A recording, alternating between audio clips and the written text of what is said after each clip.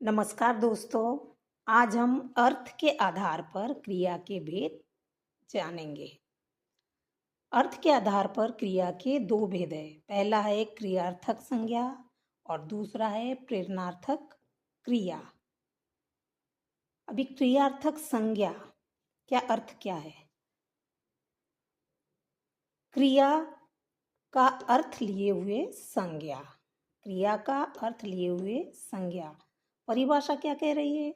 जब कोई क्रिया संज्ञा के स्थान पर आकर संज्ञा का कार्य करे या संज्ञा के जैसा व्यवहार करे तो वह क्रियार्थक संज्ञा कहलाएगी। इसको पहचानेंगे कैसे? उदाहरण के लिए, जानवरों को मारना अपराध है। क्रिया हमेशा वाक्य के अंत में आती है, लेकिन यहाँ क्रिया संज्ञा की जगह पे आ गई है, तो यह क्रियार्थक संज्ञा बन जाएगा। दूसरा है सेवा करना परम धर्म है। यहाँ भी क्रिया वाक्य के बीच में क्रिया की जगह आ गई है, तो यह क्रियार्थक संज्ञा बन जाएगी। क्रिया का अर्थ लिए हुए संज्ञा। सुबह जल्दी उठना अच्छी आदत है। अभी इस वाक्य में भी आपको क्रिया आखिरी में नहीं मिल रही है, क्रिया संज्ञा की जगह पर आ गई और संज्ञा के जैसे कार्य कर रही है, तो यह क्रियार्थक संज्ञा कहलाएगी। मातृभाषा बोलना गर्व की बात है। इस वाक्य में भी बोलना क्रिया है, लेकिन वह वाक्य के अंत में नहीं, संज्ञा की जगह पर आ गई, तो यह क्रियार्थक संज्ञा कहलाएगी। क्रिया का अर्थ लिए हुए संज्ञा। दूसरे शब्दों में, आसान शब्दों में आप इस तरीके से समझ सकते हैं, जो भी क्रिया अपने स्थान पर न होकर किसी दूसरे स्थान पर आती है और वह ना प्रत्यय लेकर आती है, तो वह क्रियार्थक संज्ञा कहलाती है।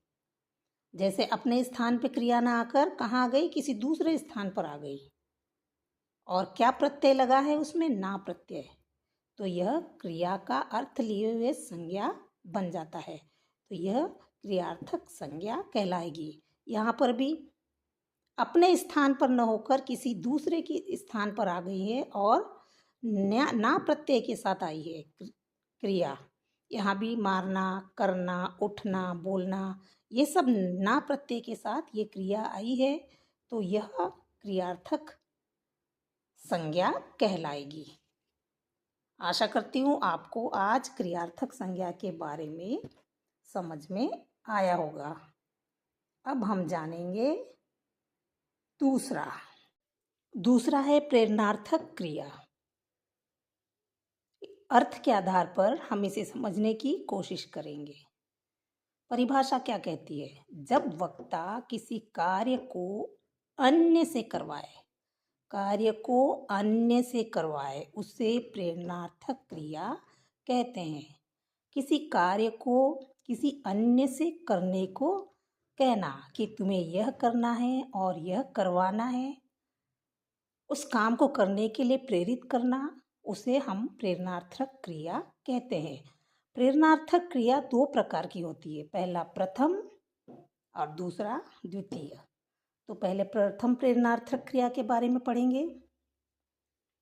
विजय बड़ा घर बनाना।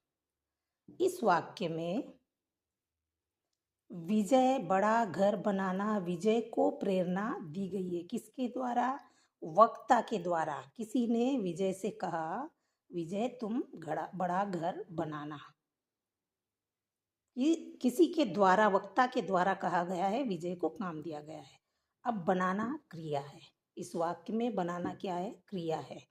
तो बनाना की धातु क्या है? इसका मूल शब्द क्या है? इसका मूल शब्द है बन। धन आना, आना प्रत्यय है, तो धातु धन प्रत्यय बन आना बनाना बन जाएगा। तो जिस वाक्य में धातु धन प्रत्यय आएगा, आना लाना, तो वह प्रथम प्रेरणार्थक वाक्य कहलाएगा। जैसे मोहन पत्र लिखना। अब वक्ता ने मोहन को पत्र लिखने के लिए प्रेरित किया है, तो इसमें किसने प्रेरित किया है? वक्ता ने। वक्ता ने सिर्फ खुद कहा है कि मोहन तुम पत्र लिखना, किसी और के द्वारा नहीं कहा है। अगर उन्होंने खुद प्रेरित किया है तो ये प्रथम प्रेरणार्थक क्रिया होगी। इसमें लिखना क्रिया है और क्रिया का मूल रूप क्या है? धातु क्या है? लिख, और प्रत्यय आना, लिख आना, तो लिखना। ठीक है। राधा जरा तेज दौड़ना। राधा से क्या कहा गया है? जरा तेज दौड़ना। तो यह एक ही व्यक्ति ने राधा से कहा है कि तुम तेज दौड़ना, तो यह प्रथम प्रेरणार्थक वाक्य है। अब दौड़ना क्रिया है और इस क्रिया के अंत में ना लगा है। जिस भी क्रिया के अंत में ना लगा है वह प्रथम प्रेरणार्थक क्रिया कहलाएगी। जैसे दौड़ना की धातु क्या होगी? दौड़ प्लस आना, दौड़ आना, दौड़ना। तो जिस वाक्य के अंत में क्रिया, धातु और आना प्रत्यय जुड़ता है वह प्रथम प्रेरणार्थक क्रिया कहलाती है। अब हम देखेंगे द्वितीय प्रेरणार्थक क्रिया। विजय मिस्त्री से बड़ा घर बनवाना।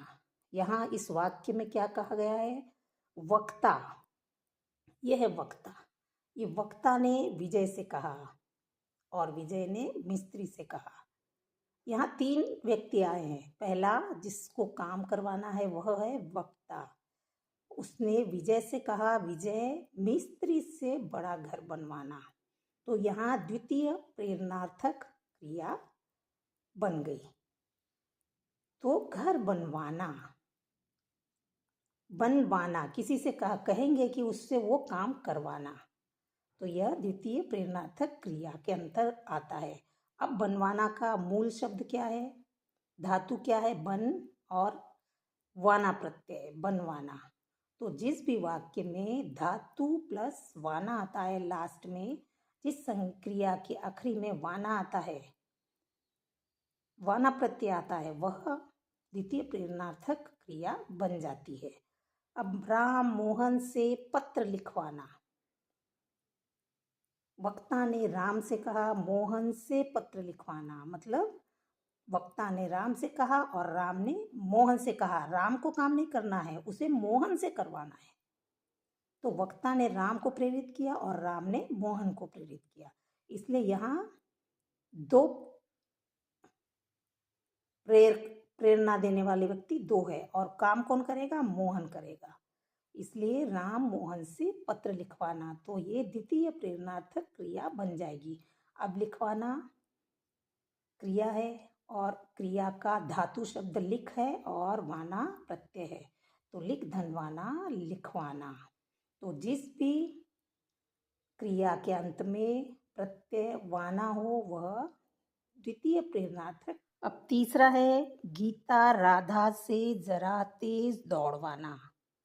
यहाँ वक्ता ने, ये वक्ता है, वक्ता ने गीता को प्रेरित किया है कि राधा से तेज दौड़वाना। तो यहाँ काम कौन करेगा? राधा करेगी। कौन दौड़ेगा? राधा दौड़ेगी। तो यह है वक्ता। वक्ता ने गीता से कहा और गीता ने दौड़ने के लिए राधा को प्रेरित किया। तो इस प्रकार यहाँ दो प्रेरणा देने वाले व्यक्ति है, तो ये प्रेरणार्थक वाक्य बन गया। राधा कार्य करेगी, तीसरा व्यक्ति है वो। अब वाक्य के अंत में हमेशा क्रिया आती है। दौड़वाना यह क्रिया है, तो क्रिया का मूल रूप क्या है? दौड़ और प्लस वाना प्रत्यय, तो यह धातु प्लस वाना, दौड़वाना। तो जिस वाक्य के अंत में धातु प्लस वाना आता है वह वाक्य द्वितीय प्रेरणार्थक क्रिया वाला वाक्य बन जाता है। तो हमेशा ध्यान रखिए, वाना शब्द जिस क्रिया के अंत में आएगा वह द्वितीय प्रेरणार्थक क्रिया वाला वाक्य बन जाएगा। और जिस वाक्य के अंत में धातु प्लस आना और लाना आएगा, क्रिया के अंत में दौड़ प्लस आना आया है, तो ये एक ही व्यक्ति ने प्रेरणा दी है, तो यह प्रथम प्रेरणार्थक वाक्य कहलाएगा। तो इस तरह आज हमने सीखा कि प्रेरणार्थक क्रिया किसे कहते हैं। आप प्रेरणार्थक क्रिया का दोहराव करेंगे और यह आपकी प्रतियोगी परीक्षाओं में अक्सर आता है। जय हिंद।